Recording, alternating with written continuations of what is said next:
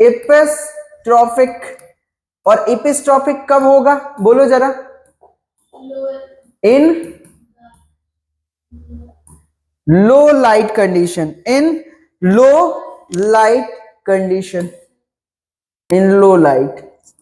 समझ में आया? इस लाइन का मतलब समझ में आया कि नहीं? ऑप्टिमम इंसिडेंट लाइट को कैसे मेंटेन किया जा रहा है, बोलो जरा, बोलो ना, समझ गए? आगे चलो, आगे चलते हैं। When do you think the chloroplast will be aligned with their flat surfaces parallel to the wall?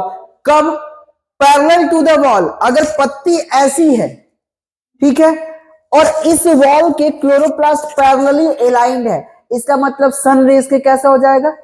Perpendicular हो जाएगा। तो एपिस्ट्रोपिक किस कंडीशन से होगा? लो लाइट कंडीशंस में। ओके, और कब परपेंडिकुलर अलाइन होगा अगर पत्ती ऐसे है तो? जब हाईलाइट कंडीशंस होगा।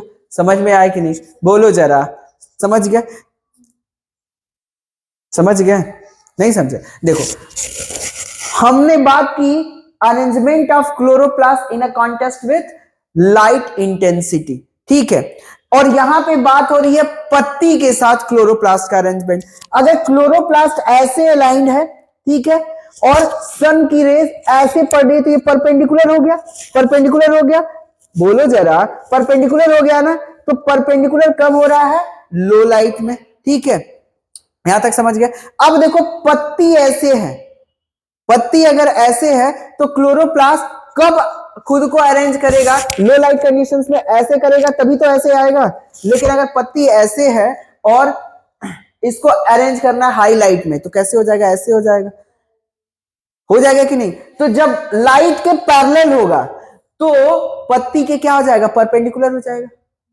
सरफेस एरिया ऐसी है, ठीक है, लाइट के पैरेलल होना है, तो क्लोरोप्लास्ट ऐसे एनाइल किया, लाइट ऐसे जा रही है, तो लाइट के तो पैरेलल हो गया, लेकिन पत्ती के क्या हो गया? परपेंडिकुलर हो गया। समझ में आया कि अभी भी नहीं आया? आ गया पक्का? आगे देखो, you would they be perpendicular to the incident light. Okay, आगे चले। अब आगे की लाइन देखो, when would they be perpendicular to the incident light? कब परपेंडिकुलर होगा इंसिडेंट लाइट के? In a low light condition. Okay, ठीक है, ये नोट कर लिया आप लोगों ने? फिर आगे देखो, इसमें बहुत इंपॉर्टेंट पॉइंट है, तो इसको ध्यान से देखना। यहां पे मैं कुछ और भी चीजें समझाऊंगा, ठीक है, लाइट रिएक्शन, डार्क रिएक्शन क्या होता है, कुछ एक्स्ट्रा भी बताने वाला हूं, तो फोकस्ड रहना।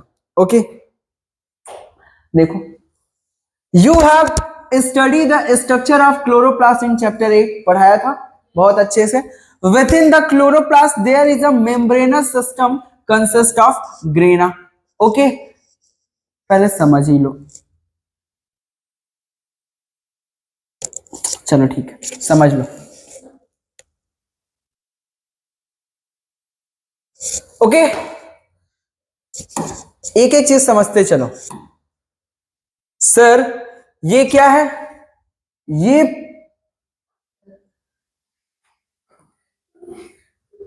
वाला पोर्शन क्या है? ग्रेनम है, ठीक है, ठीक है, सबको मिला के ग्रेना बोलते हैं। ये ग्रेनम है, और इतना पोर्शन, सिर्फ इतना पोर्शन क्या है? थैलाक्वाइड है। क्या है? थैलाक्वाइड है। यहां तक समझ गए? बोलो जरा। ओके, अब देखो, दो ग्रेनम को जोड़ने वाला ये जो स्ट्रक्चर है थैलाक्वाइड, ये स्ट्रोमल थैलाक्वाइड होता है या फ्रेट चैनल होता है। ओके, यहां तक समझ गए? फिर हमने क्या देखा?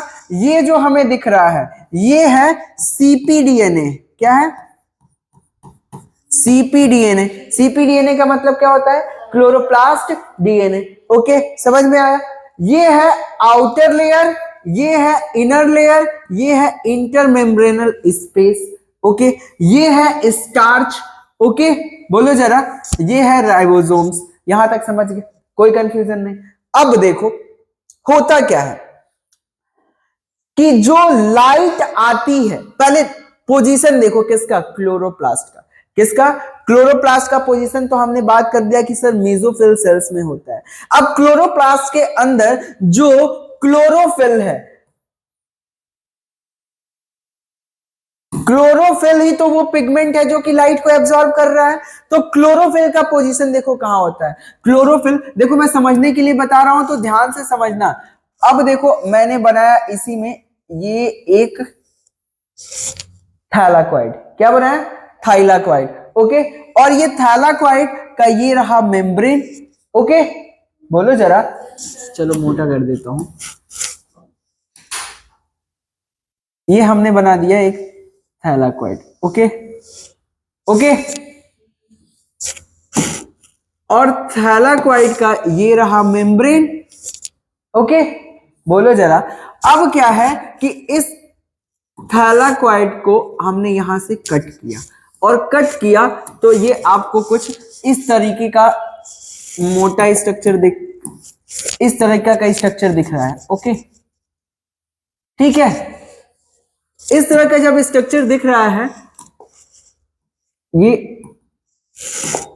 इस तरह का जब स्ट्रक्चर दिख रहा है, तो अब इसके यहां पे क्या है कि पिगमेंट लगे हुए हैं। क्या लगे हुए हैं, पिगमेंट लगे हुए हैं। मतलब क्या है, मतलब जो क्लोरोफिल है वो किस पे है, थैलाक्वाइड के मेम्ब्रेन पे है। किस पे है, थैलाक्वाइड के मेम्ब्रेन पे है। यहां तक समझ में आया। तो जो लाइट को एब्जॉर्ब करने का काम है वो किसका काम है, लाइट को जो एब्जॉर्ब करने का काम है वो थैलाक्वाइड की मेम्ब्रेन कर रही है। कौन कर रहा है, थैलाक्वाइड की मेम्ब्रेन कर रही है। यहां तक समझ में आया। अब देखो यहां पे भी पिगमेंट कई तरह के होते हैं। अभी हम नेक्स्ट वाले टॉपिक में वही बात करेंगे कि क्लोरोफिल, कैरोटीनॉइड और फाइकोबिलेंस, ठीक है। तो क्लोरोफिल भी 7 तरीके के होते हैं। कितने तरीके के, 7 तरीके के। Chlorophyll A, B, C, D, E, bacterio chlorophyll और बैक्टीरियो विरिडीन, ठीक है। तो हमें इतना डीप में नहीं जाना है, लेकिन सिर्फ नाम जानना है। यहां तक समझ गए। एनसीईआरटी में केवल क्लोरोफिल ए और क्लोरोफिल बी के बारे में बताया, क्योंकि हायर प्लांट। देखो तो हमें क्या समझ में आ गया कि जो लाइट रिएक्शन है, अब देख लो एक चीज समझ लो ध्यान से,